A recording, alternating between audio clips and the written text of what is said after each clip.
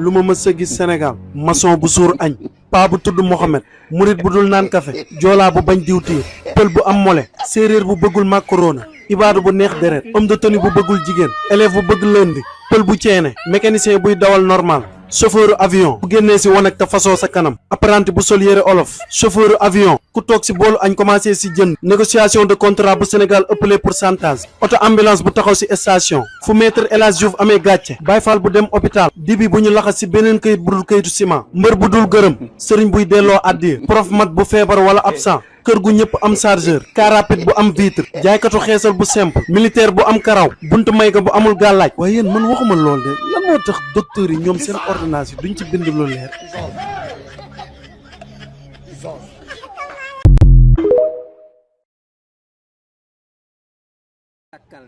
takkal ñun buñ takkee jabar xanaa ngooñ lay lekk ah jëkkër bu amul lu mu lekk bu takkee jabar xanaa ngooñ lay lekk wala ripaas yéen dimbali leen ñu baa leen di wax lu leen neex ak temps bi ngeen ne sëñ bi bu leen ne ci temps bëgg fa newal ñëpp loolu la jamono jii nii benn xanaa xale bu jigéen bu yaayam liggéeyul mooy maye doomam mu fas yéene lekk ripaas mel ni nday xaru tabax si